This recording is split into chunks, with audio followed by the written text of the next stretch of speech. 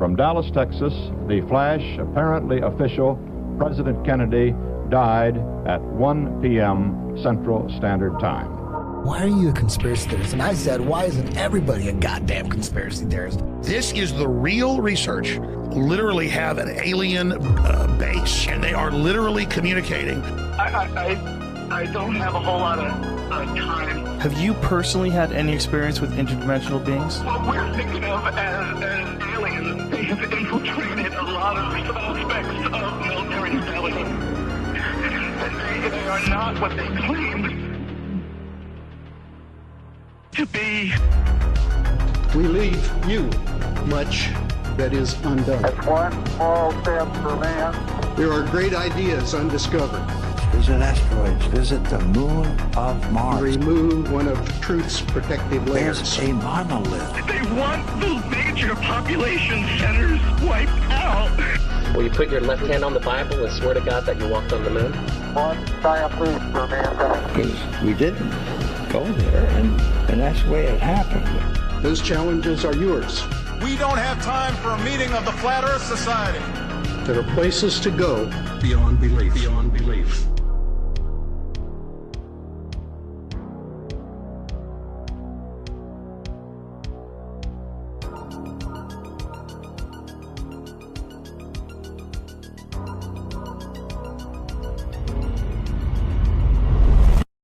Hello and welcome to the Daily Conspiracy Podcast. We don't take days off because reptilians don't take days off, and we don't take 5 takes doing an intro.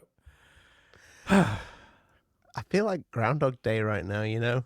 Oh, without a shadow of a fucking doubt, I'm a retard. What would you do if you actually did experience Groundhog Day, you know? I mean, everything. Everything, everyone, everything. No holes bound, you know? No holes bound. That's not a word. You meant to say barred, and I just fucking followed you. Is it barred? Yeah. Oh my God, there's a Mandela effect in itself. The other thing is as well, it's not even holes, it's hold. Fuck right off, really? Yeah, because it's a fighting term, isn't it? No holds barred. So you're allowed to do any holds. I thought you're allowed. No holes banned. No, fucking hell, it's changed again. Mandela effect in real time. No holes barred, yeah? Yeah, no holds barred. So it's like if you would get in various types of fighting, like particular things that were banned, no holds barred. Do whatever you want. It's probably just I didn't pay attention at school. Yeah, it's always been. I say no holds barred all the time. You just abbreviate it, but it's not like holds as in like something you like to stick stuff in. It's holds as in what you do before you stick stuff in it. Yeah, that's. I mean, it's the first thing, you know. Cheeky time and that, and open the door wearing nothing but a thong. Say to the missus, "No holds barred." Yeah? Fucking even nostrils are fair game.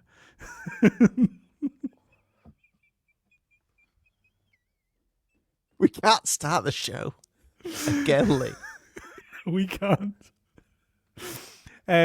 Before we carry on into the show, please head on over to the Patreon. The link's in the description. Become a patron member. Means the world to us. Helps the show out.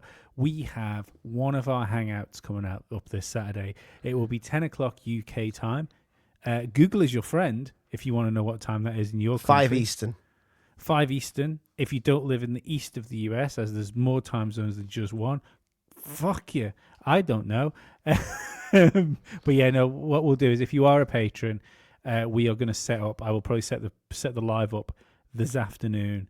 And I will put it up in the Patreon for people to find, because if I do that, like obviously you'll be able to click on it, and when it says like start time 6 days, 47 hours or whatever it is, you'll see the time for your own country. So yeah, jump into the Patreon and we will be able to speak to you. We will be bringing people on the show. So if you want to come on the show and speak to us, then you can come on. You can stick your camera on to speak to us. You can just do audio if you like. If you would, we would prefer audio and video, because it's just in a podcast environment, it stops people talking over each other, which we struggle with, and we can see each other. So, and we know you're a real person as well. We do know you're a real person. We did there was one time we opened the lines up for a call, and we did on an older channel, Alien Addict actually, and we were bombarded by dick, interracial gay porn. Not ideal, not what we wanted. We kind of just wanted to speak to people, but we did see a lot of different coloured penises. Yeah, we did. That felt like Groundhog Day as well. Yeah. Any minute now, I can hear my father and child who've just come into the house, and they're going to burst in through this door because they don't know I'm doing it this early, and they're going to wreck the podcast on me. I know this is going to happen. We're going to have to start the 6th time. Jesus Christ. We could always pause. There is a pause in the podcast, There's a pause button. We'll if this happens, we'll hit the pause button. We might have to implement the pause button. If in the links in the description as well, you will also find a link to our merch store, which you can go buy a t-shirt. You will also find the link to the Alien Addict podcast if you want to go and support Nick with the stuff he's doing. His podcasts are going great. There's 16 episodes uploaded now.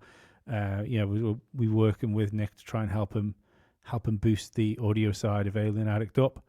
If you want to get in touch with us, we are the Daily Con Pod on most of the social medias. You can get in touch with us by email. I've got a really cool email from somebody as well that I haven't forgotten.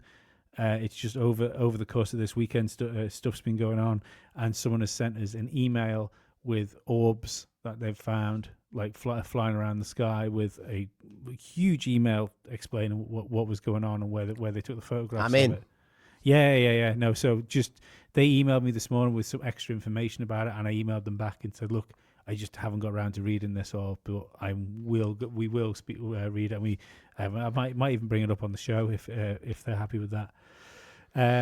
We've got mad lives, Lee. We've got mad fucking lives. Mad lives. Looking forward to it. Like, it was really good fun, the last live, and so like I said before, if you want to get in on that, go jump on the Patreon. What have we got for us today, Ollie? We had a whole show lined up, and then I went and found stuff before. I thought, this is all quite interesting. Quite like all of this. And synchronistically, different things popped into existence in front of me. And created a podcast.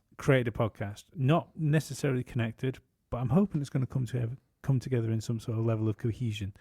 Anyway, James Fox. Heard of James Fox? Sexy bastard. Yes, he does. He's kind of got. He's got the looks of, like, the out of shape, in shape guy from Family Guy. I've never seen Family Guy. Wow. Okay, that's crazy. That's wild. I've seen clips. I know he slept with a dog and gave birth to a dog. No. No, is that the wrong program? Not the Family Guy. So, does he have a? He has a dog. Ollie, that get the speaks. train back on the tracks. Train back on the tracks, Ollie. Train back on the tracks. Okay. And so he's been on a podcast. I find it quite interesting, the podcast he's been on, because she's quite a small podcast. She's got like less than 1,000 followers and stuff like that on her X. So I'm really interested in the second clip I have for you, but I wanna get something else out of the way first, because I think, considering some of our audience might not have heard of the Virginia UFO case, this is like a really good, like, small, like 1 minute foot to 30 clip of James Fox talking about it. So we'll go over to James Fox and Elizabeth Lane. You can find Elizabeth Lane on X if you want to go and follow her stuff.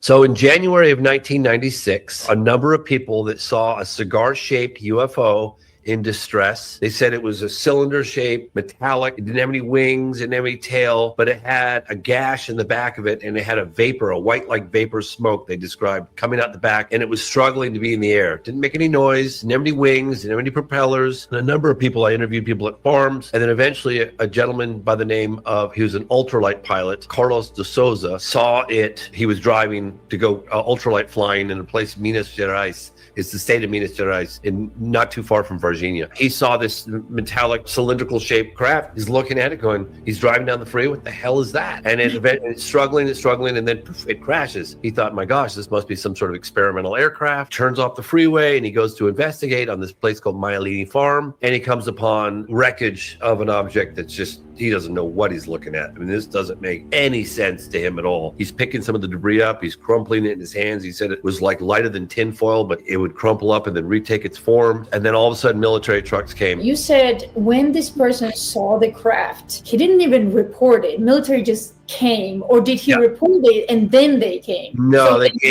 came within 5 or 10 minutes. Yeah, like they knew it was coming down. Yeah, military jeeps. So they are trackable, like, because how would military know, right? So, people might remember James Fox talking about this case when he came on Joe Rogan. Then you might have even seen the documentary Moment of Contact, where he's interviewing this guy and he takes him back to the crash site. And he's in tears, isn't he? I believe. Yes, he is. He's crying. Yeah, it's a really interesting case. Also, there was a time where in this village there was reports that a creature that escaped from it was like. Was it found and taken to a hospital, or was it taken to a hospital and then did it escape? As far as I can remember, it was found in like some sort of back garden bit by two teenage girls at the time. They've done a witness testimony now, and they're like probably about our age, maybe a little bit older.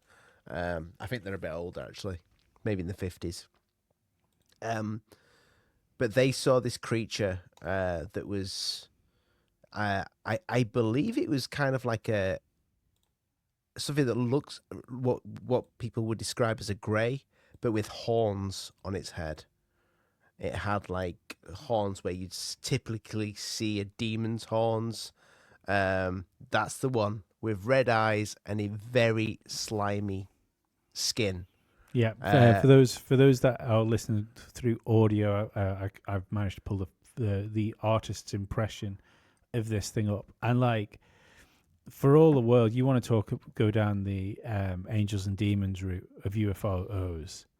I mean, if you get a small, slimy, grayish black being with horns and a red eyes, that's a fucking demon in anyone's book, isn't it?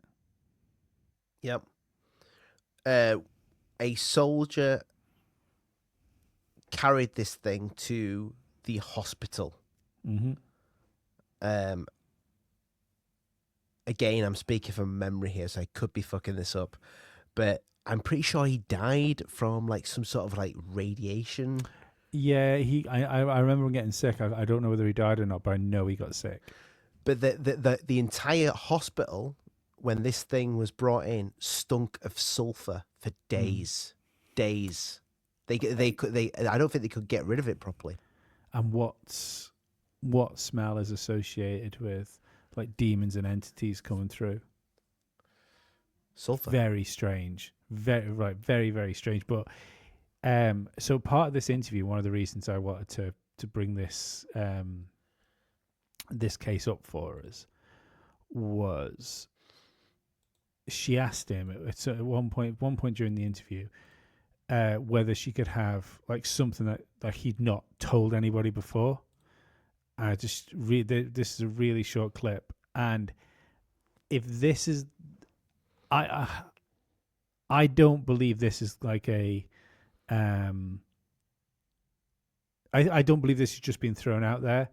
I can't help think that she's been told like go and ask for something I've not said before, something, because I know he's in Brazil right now, like working on a new documentary. I wonder whether this is essentially going to be the backbone of it.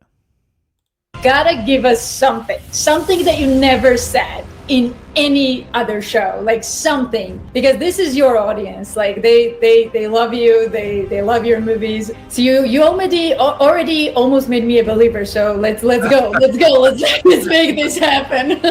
I just met with the highest level doctors in Varginha, and I've never told this publicly, that had face-to-face contact with a live alien, and they're coming forward for the first time. Oh, I just got a little bit of an erection then. So that's pretty big. It's a pretty big statement to make. It's not. It's just semi. I mean, no, awesome. but no, not you, him. Yeah.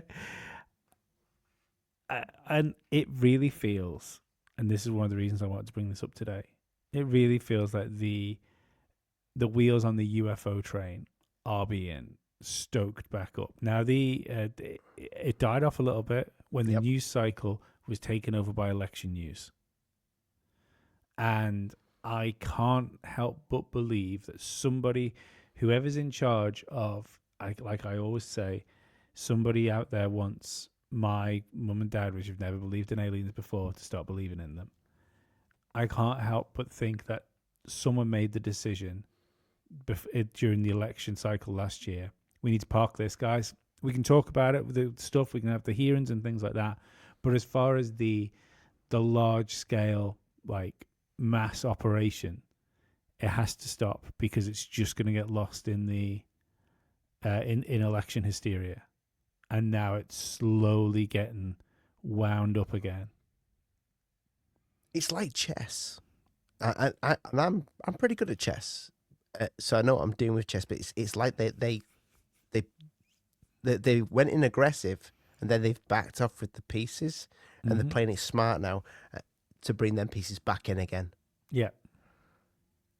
It's like listen, we need to hold these. Maybe that's the wrong terminology. Poker. It's like poker. You know, they showed the hand, but then they're like they've been bluffing for a bit now, but they're getting ready to show their hand again. Yeah. The thing is as well, because this is how this starts. Fox is going to have a documentary that comes out. It's going to probably going to come out mid to late summer. Yeah. So I think he's doing early media tours now, which is why she be on her podcast. I often wonder whether people do this, is go on like smaller podcasts to get this so that they know when they hit the big ones, they're firing with their story of what they want to get across. Didn't we do it back in Fox meant to come on our show? James Fox was supposed to come on the Daily Conspiracy Podcast. Yeah, he was supposed to come on this show. And he agreed. He said, when I start my media tour, I will come on. And then it went cold. He never got back in touch with us. We'll chase him up again. We'll chase him up again. No, but it does happen quite a lot with guests. So we'll get in touch with guests. They'll say they're going to come on the show. Then they listen to the show. No, I don't necessarily think it's that. And I think it's... I think there's an approved list of shows people go on. And... this is one of the. I was going to leave this clip a little bit later to play, but we're kind of here with it now already. Now I've got a clip from the Julian Dory podcast where that CIA guy with the curly hair, his name's now escaping me. He talks about a controlled narrative between China and America, and I would put Russia into this one as well, right? And it's interesting when you take it in the context of like UFOs and stuff like that, because it kind of explains why there would be ultranational cooperation on something that, when you look at things like internationally, would seem very difficult to get into, to get on the same page with. So let's listen to this clip. in your career, did you ever have access to, let's say, government secrets that were so big that humanity could never find out about it? Humanity is too big of a word. So I would say I have never had access to anything that would impact humanity. I have absolutely had access to secrets that would impact how the American public would respond. What do you mean by that? Meaning the roles that I filled, the operations that I partook or that I participated in were operations that were relevant and impactful to Americans. They were relevant and impactful to other countries as well, but never humanity as a whole, right? Meaning it could change the narrative on how Americans view certain foreign conflicts in the world if they found out about it. Correct. Okay. So as an example, Henry Kissinger, who was a famous politician under Nixon, the man who kind of brokered diplomacy between the United States and China, communist China, after Mao Zedong took over. Yeah, how's that working out? Yeah. But Henry Kissinger is still alive. He's like 101 years old, I think, this year. Fucking guy won't die. And he just did an interview for the Economist, a UK-based newspaper, a UK-based news source. And in that news report, in that interview that he did, he very openly discussed how the best path forward for the United States and China is for both countries to start a systematic approach of lying to their people. He said this publicly. Yeah, he said that in the interview. That what should happen is the United States and China should create secret advisory panels that coordinate with each other to deconflict and de-escalate the conflict. But at the same time, public-facing advisors should continue the same narrative and tell the people whatever they have been telling them for the last, 15 years, so that you could essentially you could protect and insulate the governments from looking like they're changing their approach to each other. So then public outrage doesn't happen, but you also have a way of avoiding immediate conflict. The reason I say this is not because I think Henry Kissinger is wrong or I don't think he's evil, but I do think that what happened is in a moment of unique transparency. Yeah, that's one way to put it. A trained diplomat has now told publicly, even though it was just in one article and in one news source, but it's cited to Henry Kissinger. He's basically shared that is how governments work. They will lie to their people. There is strategic value in governments lying to their people because they want to keep the people calm. They want to keep the people controlled. They want to keep the people satisfied, even though they know that they have to find a way to get real answers and real progress made in issues of conflict. So, fuck, I'm such a retard. Why are you a retard? So I thought I'd close a different window, then I hadn't. It's okay. So what we're looking at here is the idea that front-facing governments will keep people. Well, and what he's saying the quiet part out loud there. Yeah. But the quiet part is will keep people in fear of nuclear annihilation. If we're all perfectly honest when you talk about these things, in order for governments to get together and speak to each other. Now, that to me seems like the perfect way. If there is, we talk about tic tacs and stuff like that. If there is things that are engaging with us, be it terrestrial or extraterrestrial, that would be a way for countries to essentially get the same line, because we kind of do. We kind of have the same line on all this stuff. And weirdly enough, we now have now at least in the Western world, we have a progression of, we'll call it disclosure for want of better words, but there is clearly some sort of cooperation between. So, I mean, at the minute, you would argue that the UK and US have a strained relationship. Mm. But that would be the front-facing thing. Well, if you take this disclosure, I mean, we should have had disclosure by now. If you look at from 2017 to where it's led up to now, and now it took a complete standstill, like you've just been saying beforehand. But it would make sense if these countries that don't normally agree on certain things there is one rule that you cannot speak about this, and that may be the agreement that they have across the board, that the little people cannot know about this. See, I kind of think it's gone the other way though, because I know you say the word standstill there, that the disclosure movement thing came at a standstill. I think it was just paused. You know, a standstill would suggest because it didn't really. Like, you still had the congressional hearings and stuff like that going on. But the interesting part is, it was the governmental side seemed to keep going. Yeah. Whereas the entertainment side of it seemed to take a break. So now, and this is what I find interesting with the James Fox thing, is that this means if he's gone on, and the good thing about that woman's podcast and coming across such a small clip like that was it's almost like getting out ahead of something. Mm-hmm. Because the wild thing is, most people won't see that woman's podcast. The only reason I saw it is because it was on the it was packaged in with some other stuff that was unvetted.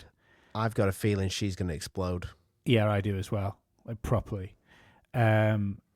But the thing is, what this is going to build up to is, it's fine. Like go on a show like hers, even if her show doesn't explode, you've got a small podcast there with like a fairly unknown podcaster who gets a big guest.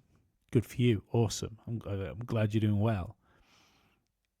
But when he comes out and says, I've got like doctors coming forward that have been face to face with an extraterrestrial, that means it's now a ticking time bomb for him to bring that documentary out, to hit all of the major alternative media sources, including Joe fucking Rogan, where he's going to stand there and say, in my new documentary, I've got people that have come in contact with bodies, and that's what's been missing from all. How this. are those people still alive? What do you mean? The doctors. Why wouldn't they be? I mean, you hear about you hear the rumors that people go missing when they speak about this shit, and if these Look, doctors, these doctors worked on an alien or demon or whatever it is, and they're still about to make a statement. I think this is very controlled. I think the people that. Well, this is what I'm saying, Lee. This is what I'm saying. You could say the same thing about a David Grusher or David Fravor. You know, like the minute Fravor started talking about the Tic Tac, why wasn't he like the first show he went on? Because like he didn't just go on Rogan. First of all, he was about a bit. They went on Fox News, I think, first. I think it was Tucker Carlson actually that had him on. Yeah, but this is the thing. That's where we heard of him. But he must have been talking about this somewhere else beforehand. I bet there's another podcast like that lady's podcast that no one knows about where he first went on, getting his story straight. Like all people. Yeah, I mean, I had it back on the old Formula One show I used to do, and I interviewed a couple of Formula One drivers or like people going into Formula One, and they gave them to people like us as part of their media training. Yeah, you know, so there's no way that these people wouldn't go through a similar thing. I think that's what Lou did. I think Lou did the rounds. Yeah, I think you're right. And became a professional. I think it's what Jason Sands did. Yeah, well, Jason Sands approached us, didn't he? When he before he was on the documentary. Yes, yeah. But like, I mean, now when you look back in that moment in time, he was building up to going on Joe Rogan. Mm. Or at least, I mean, I don't know whether somebody like Rogan is involved in this. I personally think that he's just the right person for these people to aim for. So if they can get their show big enough, if they can get their story big enough with enough, and they will do, because the stories are like artificially like boosted. So you artificially boost something to the point where it's worth someone like a Rogan getting you on. See, I think Rogan knows what he's doing. I think he's been willfully used when it comes to this subject. He knows that some of these people are probably speaking out of their ass and that have a narrative that, but I mean, what do you do? Somebody else is going to interview them. He has them on. Yeah, of course. He has all of them on. But I think he genuinely finds it extremely interesting. I don't think he believes a lot of these people. I think he knows that they're up to something. I think the thing to remember with people like Rogan, Tucker Carlson, Danny Jones, definitely Julian Dory to an extent. I think I think if there's a podcaster right now, which is one of the most interesting phenomenons for me, it's Julian Dory. He seems like a nice guy. Let me get that out first of all. Like I know lots of people in the alternative media space aren't happy with him because of the way that his interview went with Ashton Forbes, and the interview then Ashton had with Danny Jones as well. I'm taking that's a single thing. I'm not going to judge people on a single act. But there is we've done some horrendous things before. We have done some horrendous things. But there is a fact there that Julian Dory gets incredible interactions on most social media platforms and almost nothing on other ones, suggesting sort of like, I don't know, I could be completely wrong, but I'm not completely convinced that his YouTube numbers are what they appear to be. When you look at his Instagram stuff, and his Instagram has grown. Don't get me wrong. Instagram and X have grown, but there was times where around the Ashton Forbes interview, bearing in mind, I think he'd already had like Mr. Kaku and stuff like that on his podcast at that point, where his YouTube videos were getting 500,000-600,000 hits, and his tweets were getting under 20 likes. Those numbers are fucking weird. I think what we are watching and what we've been seeing since like 2020 onwards is like Project Mockingbird on steroids. I don't know quite how much of it is that type of thing, but I'm convinced that the UFO phenomena is easily one of the tools that's being used. Do you think it's one of the most? Do you think it's one of the biggest things for all of mankind, whatever's behind it, or do you think there's just a load of bollocks behind it, or do you think there is some fucking meat and potatoes behind this that if this comes out, it's going to change fucking everything? I think all can be true. I think all can be true at the same time. I think what we're being fed could be bollocks. I think there could be like meat and potatoes behind it. Like I am absolutely in the Tucker Carlson camp of that these things are more of a spiritual thing. It's we've had many names for them over the years. You know, have you changed your tune when it comes to the Virginia UFO, particularly the little demon? Because I know you saw that picture of the homeless guy and said that's what it was. Have you changed your tune on that? Maybe. I don't know yet. I'll have to wait and see. See, realistically, it doesn't matter because I'm more interested in why that case is being used than I am whether it was true or not. But just quickly there, because you see, remember what they did because we spoke about Ashton. We've interviewed Ashton. What? Not even. He's just come and hung out with us on shows. Yeah, I think there's about there's a couple of 10 alien addicts that he's been on. So we know the full history of that. We saw that thing where get debunked, get re-debunked, everything. You know, we changed his mind on it umpteen times. But you look at the Virginia case, and you look at that picture of that. Was it a homeless person somebody took a picture of that had some sort of deformity, mentally handicapped? It was like a mentally handicapped guy. And you said to me, "I think this is it. This is what they saw." But just think about that. Wouldn't if there was a fucking alien or demon or whatever it was that was captured there? That's what they'd do. They would release a picture of a mentally deranged guy that looks a bit alien looking and slimy and go, get that out. Get that out. We need to make this disappear. I'd be interested to know what the hysteria was at the moment as well. Because if there was something truly anomalous going on in that part of the world at the time, it could be true. Something anomalous could be going on, and because of the hysteria that was being created, because weren't people like advised to stay in?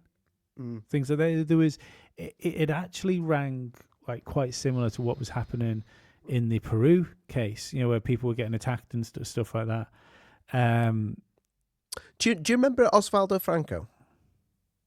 Well, yes. So he told me about this case before, well before it was even like common knowledge. He mentioned this case and said he thinks somebody's doing a documentary. He didn't know that it was James Fox that was doing a documentary. I remember the Virginia thing when I was a kid. Yeah. So I think there's something to this. There's meat and bones on this. There really is. I think that maybe, I'm not convinced that's like what it's being used for is for those meat and bones though. Like there does seem to be. What are you snarling at, you weirdo? The cat's just decided to cough up a fur ball. I don't know if you caught that on the mic. No. The noise cancellation seemed to work quite well. That's good. Enjoy that smell because they can smell hairballs. What was I saying before your cat so rudely interrupted? We were talking about the case being real or not. Yeah, because I just feel like whatever happened doesn't really matter because all it is it's getting wrapped up in this new psyop. Yeah, and like because I was thinking about this, and we often say, and this is one of those other strange like synchronicities. I'm gonna play another clip here, which has nothing and everything to do with what we've been talking about. Bring it on. But what made me think was we've got all these things that have been going on. Now, the world seems a very different place than it was even like 5 years ago. And just when I was collecting some clips for this show and I was looking at some other stuff, I randomly came across this and it auto-played on me. I didn't even mean to listen to it. I ended up listening to it and thought, this rings true. There's something underlying about this where I go, is this what's happened? Is this why everything is going crazy? And let's see what you think about it. You've noticed it too, haven't you? Years passing too quickly after 2020. You are not the only one. This is a level 7 civilian safety transmission, broadcast approved. Listen very, very carefully. You felt it too.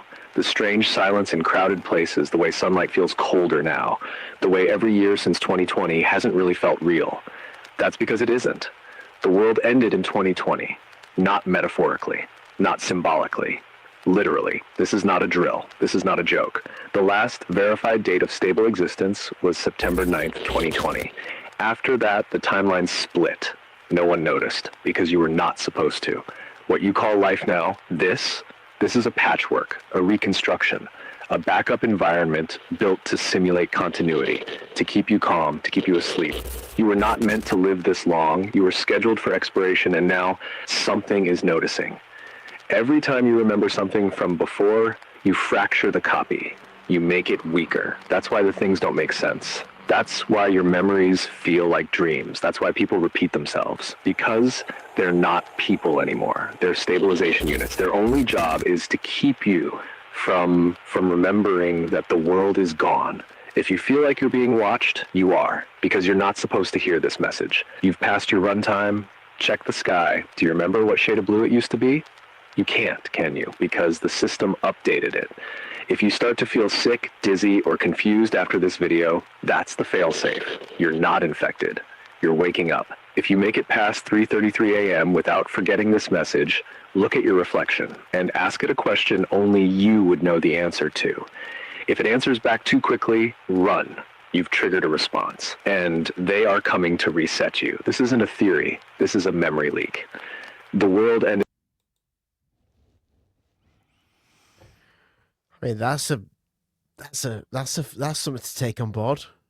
Right. I don't think the world ended. Let's fucking park that for a second. I'll be honest with you. I'm after listen to that, I'm 50-50. But do you remember the kid? I think his name was Max. Was it Max something? The genius kid, which said the world ended, and that's what the Mandela effect was. That it was the yeah. So his theories are very similar to theories of that the world ended, and because the I think it was something like time can't have that big a space that it has to kind of patch itself over. And the idea of the like timelines fracturing and stuff like that, it explains things like the Mandela effect. I'm still not over the Mr. Perfect thing. But if you did this, right, and what caught me in that video there was when he said if you say things or remember things, it's things don't make sense because they're essentially being updated as it goes. That would, for me, explain why reality itself seems to be, don't know if weaker is the right fractured word. Yeah, like we said before, it was like something happened in 2020 when there was I in my head, maybe it happened beforehand, but in my head, from the day of lockdown onwards, the world's been like a fucking sci-fi film. It has been one thing after one thing after one thing. What if lockdowns were to hide something that was happening? Well, outside, anything. Do you know what I mean? Just like a situation where people don't really know what's going on. Like something is fucking fucked, and it's like, right, we need to just pause everything for a minute, take a breath, work out where we are, work out where we go forward. How do you pause the world? We need to reprogram the NPCs because they're fucked. Maybe keep everybody in their houses so you can reprogram the NPCs. Make sure the environment is still viable. Make sure the simulation's still running properly. Yeah, and it clearly hasn't, because what would happen? You would jumble a load of stuff up. So the idea of these conspiracy theories coming to life, maybe up until 2020, all the conspiracy theories were just that. Like, I've always joked that I used to love conspiracy theory because deep down, when I'd listen to a podcast about Planet X, or I'd listen to a podcast about Flat Earth, or I'd listen to a podcast about fucking Ouija boards and demons, I knew they were bullshit in 2015, 2020, like in beforehand. I can't say that now. No, absolutely not. Because there seems to be real life evidence for these things that used to be bullshit. If somebody said to me, I said I saw Bigfoot, I'd be like, I believe him. Yeah.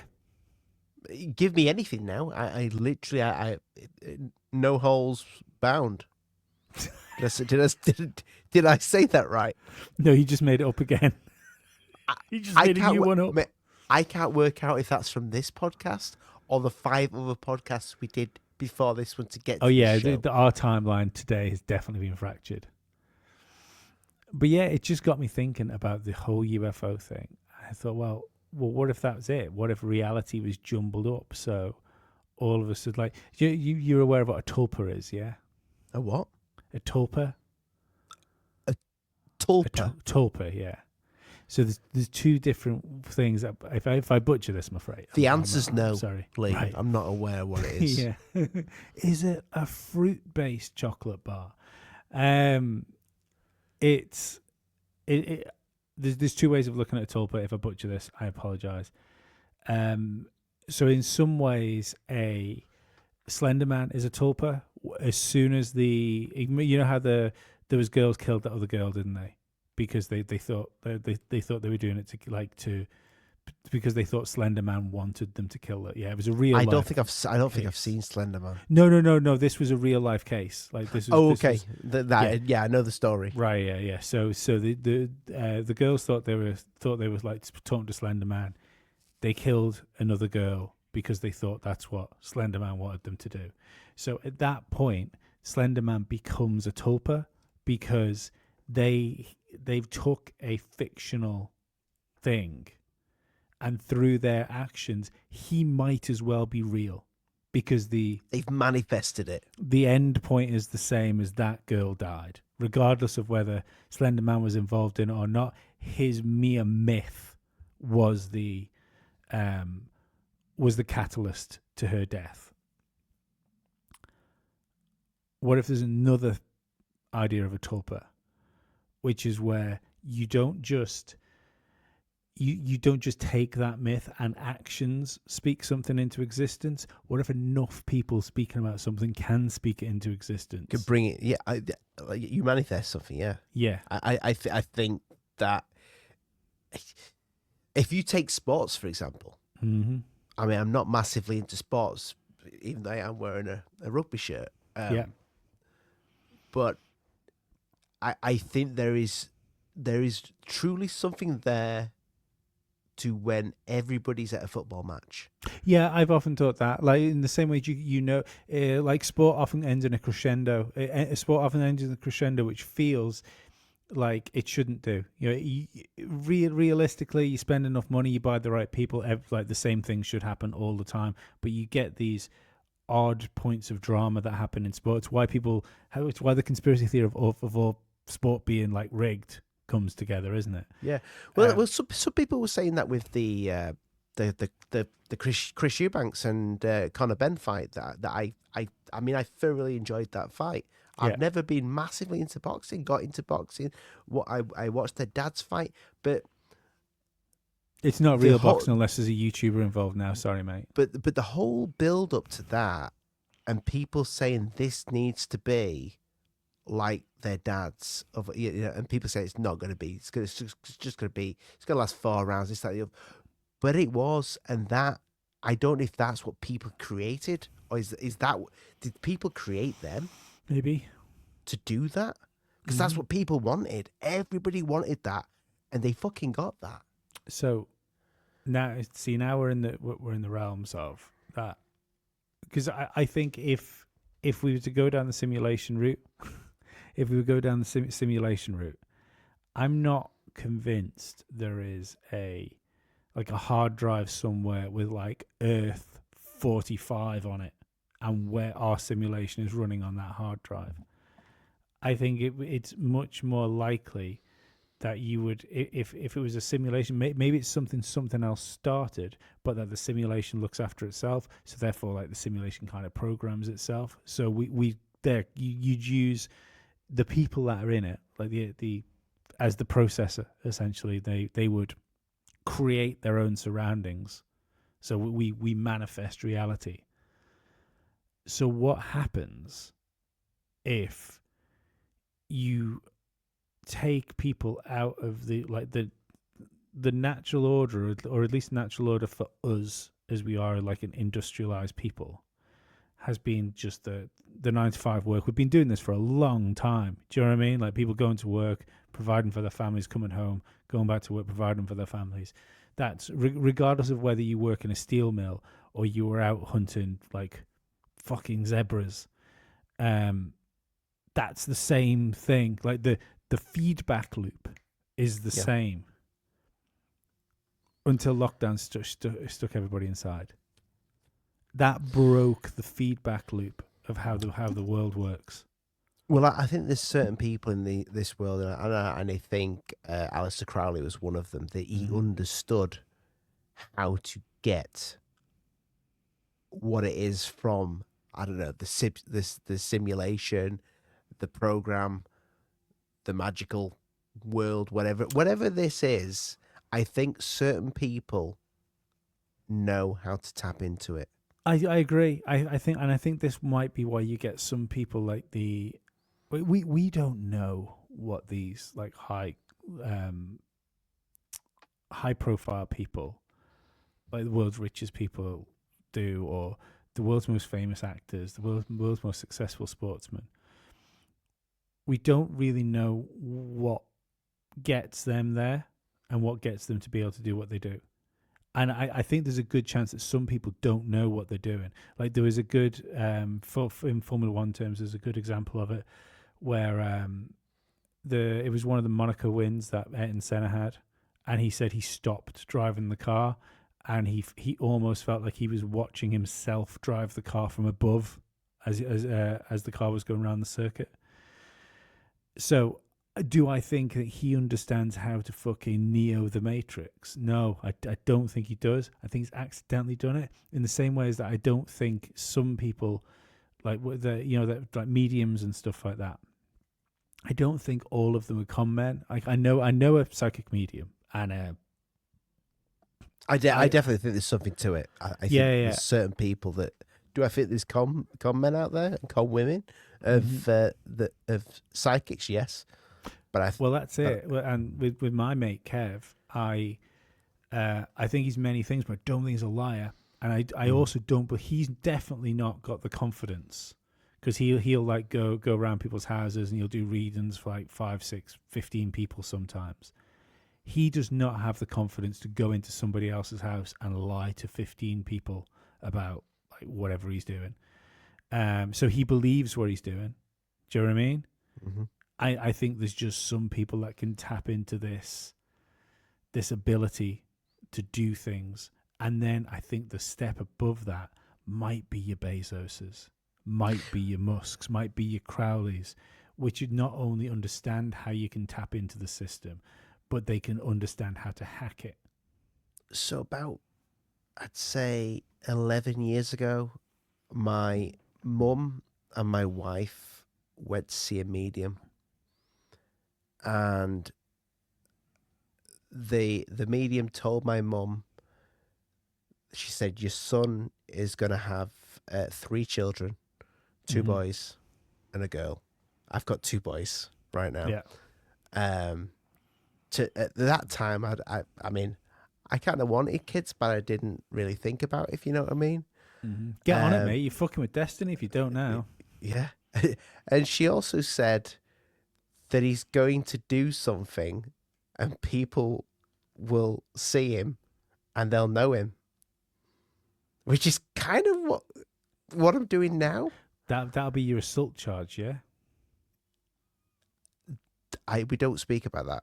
Oh, right, okay.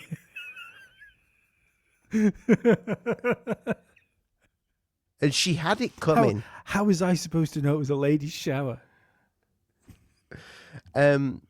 But yeah, she said to my wife, she knew my dad's, she knew my wife's dad had passed away as well. And he passed away in Ecuador. And I can't see you because of this ginger cat right now. Can you please move, mate? Always shut the door when cats are about, mate. Just for our audio listeners, Ollie appears to have just thrown his cat off a table. Do you know what? Just put him on the little buffet. Just to don't be saying that. No. YouTuber got cancelled for that. Oh, I've always had this worry. So I love dogs. Dogs are my favorite animal. But I like dogs. My living situations, I've just been able to have a couple of cats. I'm now down to 1 cat. 1 cat died. Fucking rest in peace, new cat.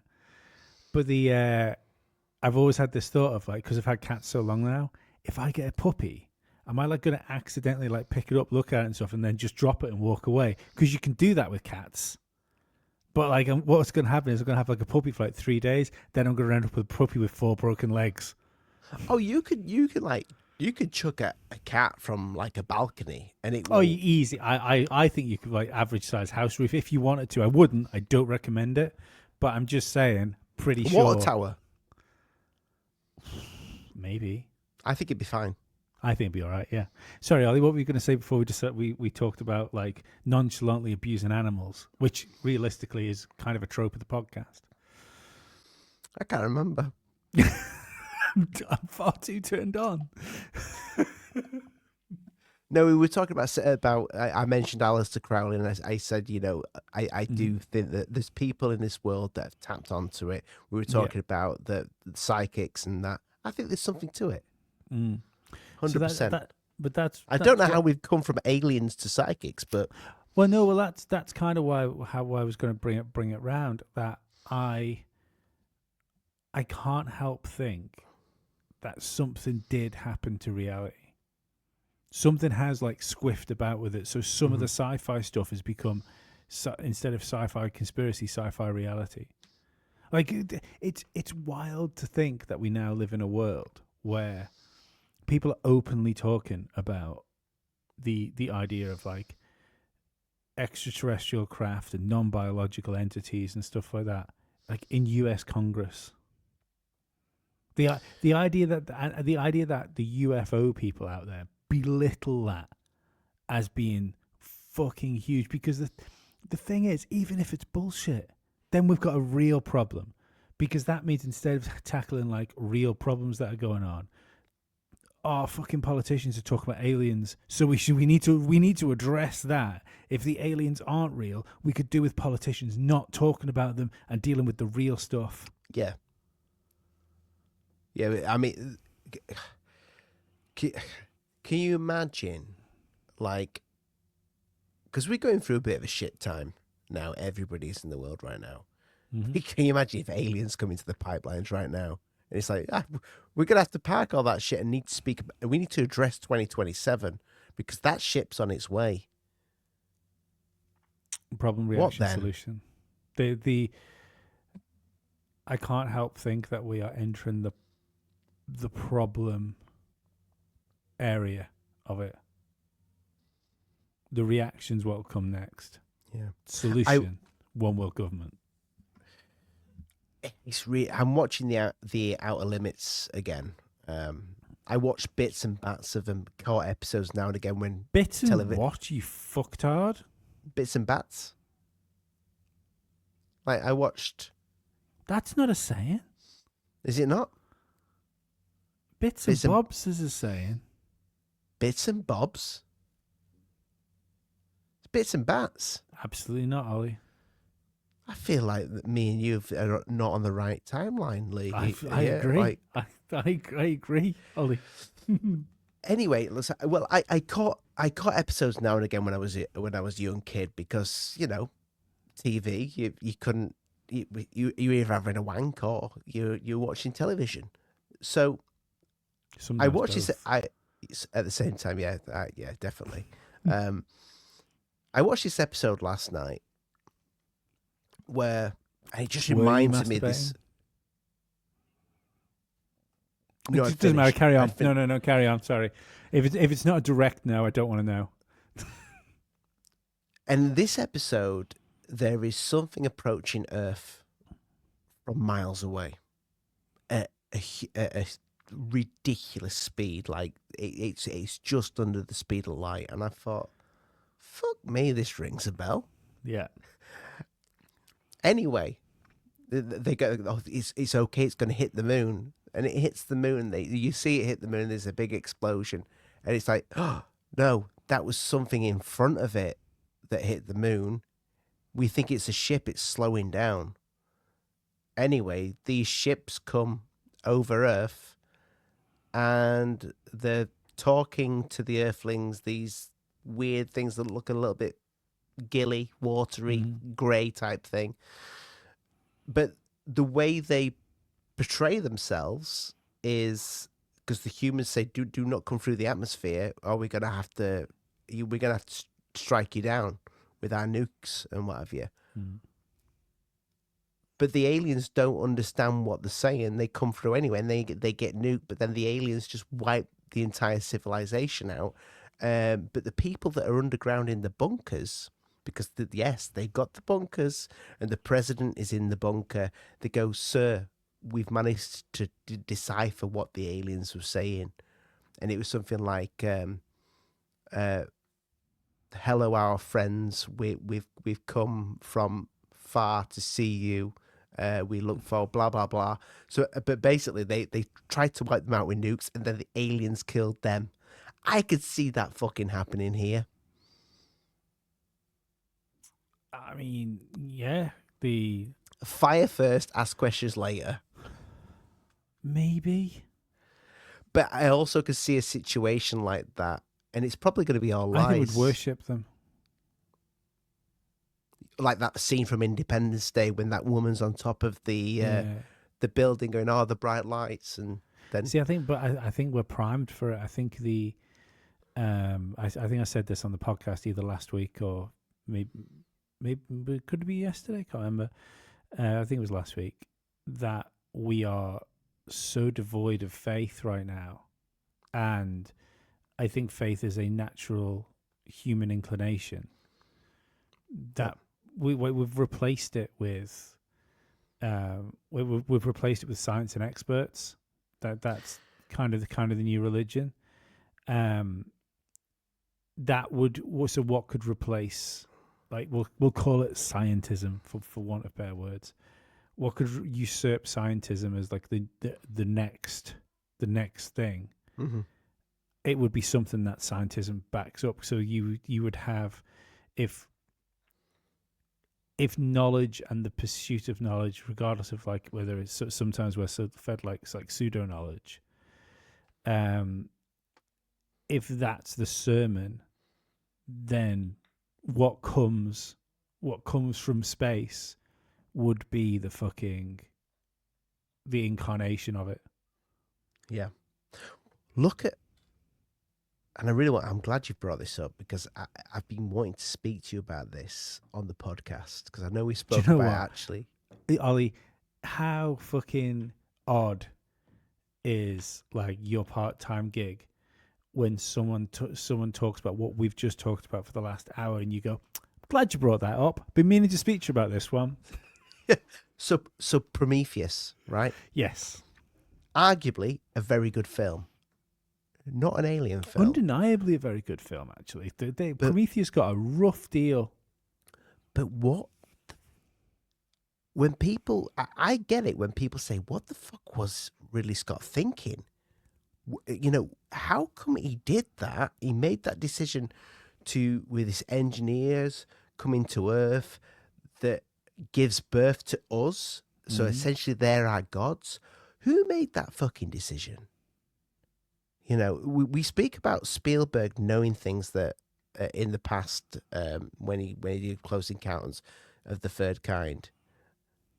But arguably, I'm wondering if that Prometheus is going to age extremely well.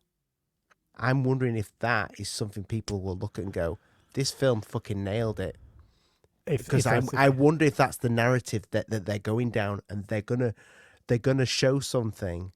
Yeah. Because you imagine how fucked up that would be for the world to say, you know, the gods that you worship over at, you know, all your different countries, you all worship these different gods. Well,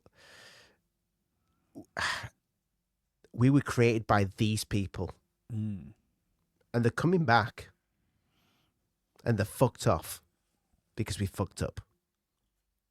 It could be. I mean, I think there's definitely elements of the Ridley Scott story that, because it's not actually, the Prometheus isn't his story, is it? You know, it's the idea of ancient gods seeding the planet to create like a slave race, wherever you want. You know, this is Zachariah Sitchin stuff, isn't it? You know, this is stuff that people have talked about for a long time.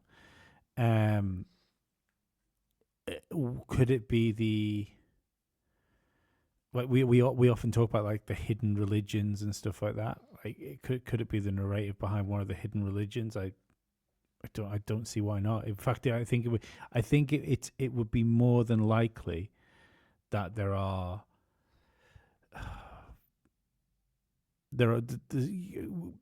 look, man, you've got Scientology. Yeah, Scientology's got fucking thetans coming out of fucking volcanoes and jabbing themselves into people, so you have to get rid of the fucking thetans that are inside your head.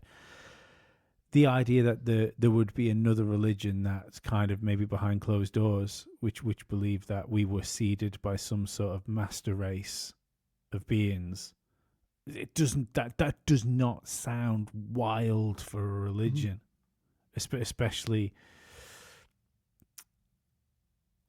one that seems to push in that sort of ancient aliens type direction now. Yeah, I mean, I think time is going to be a big teller for this. That when you walk outside, you talk to your neighbor, and your neighbor starts asking you making conversation, chit chat with you about fucking aliens they've seen on the news. I think it feels like something that's close to where you talk about your mother, them wanting your mum, your dad to know about aliens. Mm-hmm. That seems closer. I do wonder what's going to happen now, though. Like, we did the AI episode yesterday. The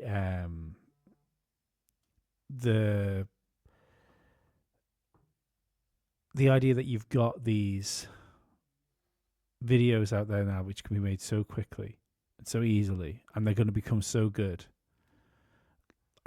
Where do we go from there? Where's the evidence for things now? Yeah, evidence is fucked. You're going to have to ask AI, is this AI? But it doesn't matter because who like AI is only going to be as good as the programming. And also, can it lie? But we've already seen how the AI systems will,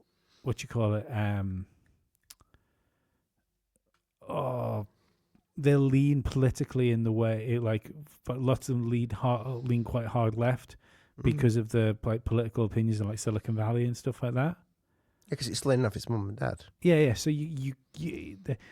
I think there's a huge problem in, and I know I do it as well, and I think everyone does. I think we've got a huge problem with just going, oh, AI said this, like it ran off and did all the reading for me, and it's like it's the laziest research known to man. Yeah. So it's strange. We live in strange times, Ollie. I think they're just going to get stranger. I think that's probably a good place to.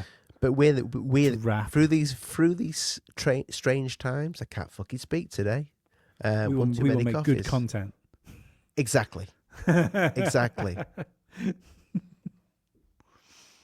So yeah, I think my pussy wants me to play with it. So yeah, I think and I don't want to be on the call when you do.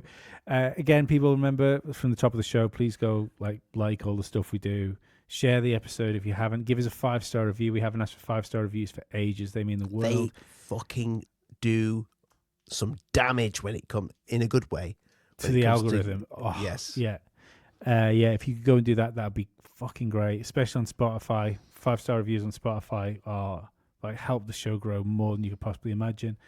Run over to Patreon immediately. Sign up to the Patreon, and then you too can get yourself into the live show we're going to do at 10 o'clock UK time, Saturday evening.